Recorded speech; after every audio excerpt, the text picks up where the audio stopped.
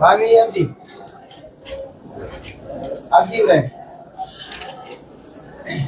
Ini dia kuliah. Tinggal jual. Madrasah Jamal. Madrasah Jamal Ahmad. Musayyid. Ikhlas Ahmad. Imam Ahmad. Imran Ahmad. Ahmad Wale. Amanti Uradi. Ahmad Yusuf. Ali Yusuf. بسم الله الرحمن الرحيم.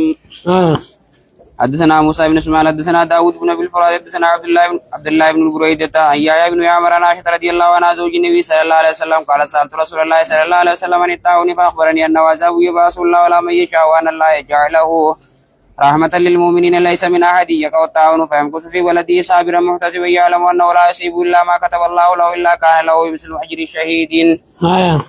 حدثنا قتيبة بن سعيد حدثنا ليس عن ابن شهاب بن عروة عن عائشة رضي الله عنها أن قريشا أهمهم شأن المرأة المخزومية التي سرقت فقالوا ومن يكلم فيها رسول الله صلى الله عليه وسلم فقالوا ومن يجترئ عليه إلا أسامة أن يسرجين وجن أسامة يتمله حب رسول الله صلى الله عليه وسلم فكلمه أسامة فقال رسول الله صلى الله عليه وسلم تشفع في حد من حدود الله ثم قام فاختطب ثم قال إنما هلك والذين قبلكم أنهم كانوا إذا سرق فيهم الشريف تركوه وإذا سرق فيهم الضعيف وقاموا عليه إلى الدويم الله لو أن فاطمة بنت محمد سرقت لقطعت يدها. حدثنا آدم حدثنا شعبة حدثنا عبد الملك بن ميسرة قال سمعت النزال بن سبرة بن الهلالية عن ابن مسعود رضي الله عنه قال سمعت رجلا قرأ آية وسمعت النبي صلى الله عليه وسلم يقرأ خلافها فجئت به النبي صلى الله عليه وسلم فأخبرته فعرفت في وجهه القراءة وقال كلاكما محسن ولا تختلفوا فإن من كان قولكم اختلفوا فهلكوا. حدثنا عمر بن حفص حدثنا أبي حدثنا الأعمش قال حدثني شقيق قال عبد الله كأني أنظر إلى النبي صلى الله عليه وسلم يحكي نبيا من الأنبياء ضربه قومه فأدموه وهو يمسح الدم عن وجهه ويقول اللهم اغفر لقومي فإنهم لا يعلمون. حدثنا أبو الوليد حدثنا أبو عوانة عن قتادة عن عقبة بن عبد الغافري عن أبي سعيد رضي الله عنه النبي صلى الله عليه وسلم أن رجلا كان قولكم رخصه الله مالا.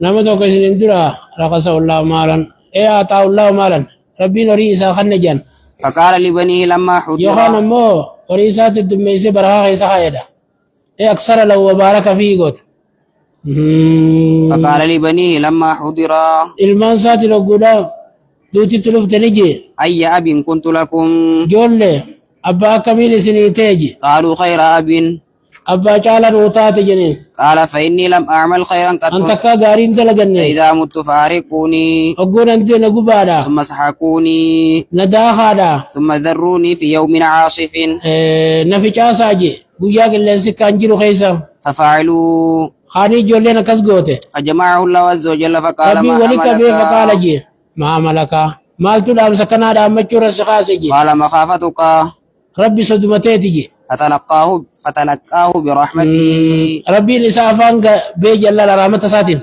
إيه استقبلوا ولا يسجل رجل رحمة ساتين. وقال معاذ حدثنا شعبة عن قتادة سمعت عقبة بن عبد الغافر سمعت أبا سعيد الخدري النبي صلى الله عليه وسلم حدثنا مسدد حدثنا أبو عوانة عبد الملك بن عمير الربيعي من راشد قال عقبة لحذيفة لا تحدثنا ما سمعت من النبي صلى الله عليه وسلم قال سمعت يقول إن رجلا حضره الموت لما أيس من الآيات أو سأله فإذا مت فاجمعوا لي طبعا كثيرا ثم أوروا نارا حتى إذا أكلت لحمي وخلصت العظم فخذوها فطعنوها فذروني في اليم في يوم حار أو راح. يا كان أو يجرو خيسة تكاوك اللي ينسجرو خيسة جيتشو فجمعه الله فقال لما فعلت قال خشيتك فغفر له. قال عقبة وأنا سمعت يقول حدثنا موسى حدثنا أبو عوانة حدثنا عبد الملك قال في يوم راح أكنا خجون دقي حدثنا عبد العزيز بن عبد الله حدثنا إبراهيم بن سعد بن شهاب بن عبيد الله بن عبد الله يوم الراحين زيري شديدة قوة جلت وياك اللي ينسي كان جبا جيتشو. عن أبي هريرة أن رسول الله صلى الله عليه وسلم قال كان الرجل يداين الناس نمت قريتي جن ملكي خخنو فكان يقول لفتاه إذا أتيت معسرا نمجن كما تقول أيته فتجاوز عنه الرخوتي فجال لعل الله أن يتجاوز عنا. قال فلقي الله فتجاوز عنه. حدثنا عبد الله بن محمد حدثنا هشام أخبرنا معمر بن الزهري عن بن عبد الرحمن بن أبي هريرة رضي الله عنه النبي صلى الله عليه وسلم قال كان رجل يسرف على نفسه نمت قريتي يسرف على نفسه أي يسيء الظن بعمله قوتا يا دسا أما تدلقا سات فلما حضره الموت بالجي غاري تكار بلندا خاين نجيجو يسيء الظن بعمله قوتا دوتي قرأت لفتو قال لبني إذا نامت فارقوني ثم طعنوني ثم ذروني في الريح فوالله لئن قدر علي ربي لبو سر وسنا به ما سيد لغو جنن من مسيتي بها مال جنم تخن دوبا ربين كو يوحنا ردن دوته نكتاتا كتاتا لم تكو تكان كتاتيني ما عذبوا أحدا فلما مات فعل به ذلك أكسن اتدلقمه فأمر الله الأرض فقال اجمعي ما فيك منه ولك بجين ففعلت فإذا هو قائم هنا نمجدني لا دابته فقال ما حملك على ما صنعت ما قال تسقى يا سخنرت. خشيتك صداتي تجي فغفر له ربنا كسيس على رمي اجل لا اما هي دوبا دبين كن الدنيا مش كسيسا وجان اكم ربي على رما في باسي انكاره قدر ربي انكاره جان جواب الراغون جان نمشي باسي انكاره قدر الله انكاره ني والله مالي والله ليتي فظن أنه إذا فعل ذلك أقولان بقبيك سفجا سننكاسو يجواتي لا ننكتاتو تهيلان تنبا افتياتي وقد ذار إيمانه بإترافه إتراف سات الإيمان سام اللسي بأنه فعل ذلك من خشية الله ومعنى قدر معنى حكمات أما ولا لما تقصد ليس سيدا تناب ربنا لا قتيبة لكنه وأما ما قال ابن قتيبة من أنه قد يخلط في بعض صفات قوم من المسلمين فلا يكفرون بذلك فرده ابن جوزي إليه ليس قال رأى سكجال بيانا قول جواب ليس لقول وقال غيره مخافتك يا ربي أكنا جيجان حدثنا عبد الله بن محمد بن أسماء حدثنا جويرية بن أسماء النافع عن عبد الله بن عمر رضي الله عنهما أن رسول الله صلى الله عليه وسلم قال عذبت امرأة في هرة سينتها حتى ماتت فدخلت فيها النار لا هي طعمتها ولا سقتها إذ حبستها ولا هي تركتها تأكل من خشاش الأرض. حدثنا بن يونس حدثنا عن زهير حدثنا منصور عن ربيع بن راشد حدثنا أبو مسعود عقبة قال النبي صلى الله عليه وسلم إن مما أدرك الناس من كلام النبوة إذا لم تستحي ففعل ما شئت. حدثنا آدم حدثنا شعبة عن منصور قال سمعت بن راشد يحدثنا أما ففعل ما شئت أقول وان في تلقي لبرا معناه يتقب تشنتن معناه سقلفا ففعل ما شئت أن توبيخا يوسي قال ربي إن كانفتن أي بين راسوداتن والبون تدلقي سنجت تدلقي لا قاري توامتو تولا لا لفظ سا أمر لا معناه سا توبيخ ولفظ أمر ومعناه توبيخ جتان جلت تتنسى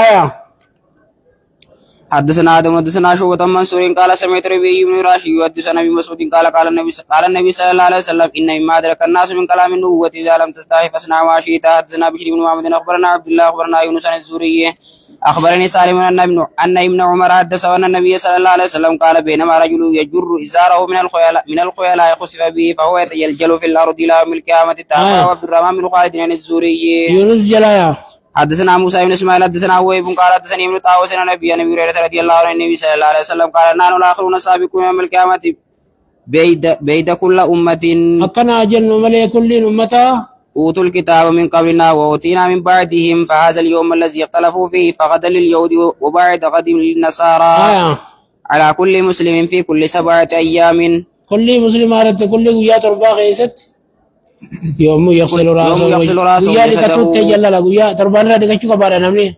وخنا جوا. حدثنا آدم حدثنا شعبة حدثنا عمرو بن مرة سمعت سعيد بن مسيب قال قدم معاوية بن أبي سفيان المدينة آخر قدمة قدمها فخطبنا فأخرج خبات كباسيا في شعر فقال ما كنت أرى أن أحدا يفعل هذا خير اليهود النبي صلى الله عليه وسلم سماه الزورا.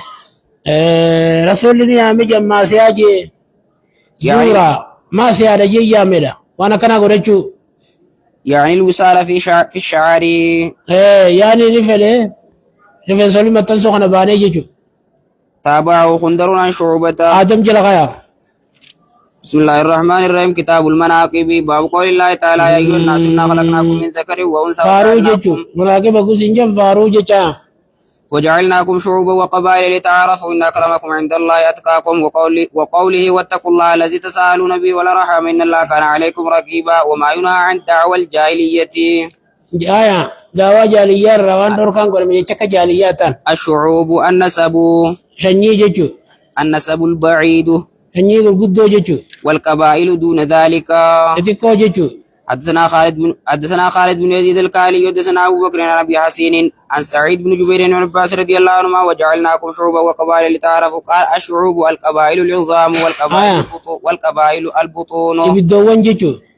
حدثنا محمد بن بشار حدثنا يا ابن سعيد بن عبيد الله قال حدثني سعيد بن ابي سعيد عن ابي هريره رضي الله عنه قال قيل يا رسول الله من اكرم الناس قالوا ليس انا زان سالك قال فيسوع نبي الله حدثنا قيس بن حسين حدثنا عبد الواحد حدثنا كليب بن وائل قال حدثتني ربيبة النبي صلى الله عليه وسلم زينب بنت ابي سلمة قال قلت لها ارايت النبي صلى الله عليه وسلم اكان من مدرة نبي مدر الرأيين جيني قالت فممن كان الا من مدرة. يجي الرأي تجي مدرة ملئ قص مساتي مدوريس من بني النذر بن كنانة. قلوا نذري المكنة أنا الرأي يتجن.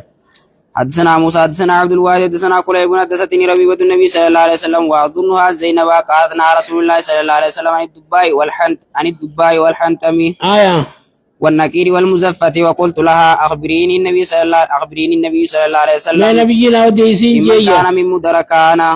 ممن كان من أي قبيلة كان قبيلة من رأي مدر الرأي تينجيني. قالت فممن كان إلا من مدر كان من ولد النذر بن كنانة. أكرنا أنجتي. حدثني إسحاق بن إبراهيم أخبرنا جرير عن عمارة عن أبي زرعة عن أبي هريرة رضي الله عنه عن رسول الله صلى الله عليه وسلم قال تجدون الناس معادن خيارهم في الجاهلية لمن قرتن جماعتنا أصولا مختلفة يتنجلت هندي والنبدو تو خيارهم في الجاهلية مرة ما ثاني كزمن الجاهلية مرة ماتوا. خيارهم في الإسلام إذا فقهوا. أقودين برانجيتشو. وتجدون خير الناس في هذا الشأن. أمري موتم ما تنخيست. أشدهم له كراهية. المرجب يا. وتجدون شر الناس ذا الوجهين الذي يأتي هؤلاء بوجه ويأتي هؤلاء بوجه. حدثنا المغيرة عن أبي الزناد إلى رجل أبي هريرة رضي الله عنه أن النبي صلى الله عليه وسلم قال الناس تبعوا لقريش في هذا الشأن مسلم تبعوا لمسلمهم وكافر تبعوا لكافرهم. والناس معادن خيار في الجاهلية خيار في الإسلام إذا فقهوا. تجدون من خير الناس أشد الناس كراهية لهذا الشأن حتى يقع فيه. حدثنا مسدد حدثنا يا شعبة حدثني عبد الملك عن طاووس بن عباس رضي الله عنهما إلا المودة في القربى قال فقال سعيد بن جبير قربى محمد صلى الله عليه وسلم. رحم ما محمد يا. فقال إن النبي صلى الله عليه وسلم لم يكن بطن من قريش إلا وله فيه قرابة. فنزلت عليه إلا أن تصلوا قرابة بيني وبينكم. حدثنا علي بن عبد الله حدثنا سفيان إسماعيل عن كيس عن أبي مسعود يبلغ به النبي صلى الله عليه وسلم قال منها هنا جاءت الفتن.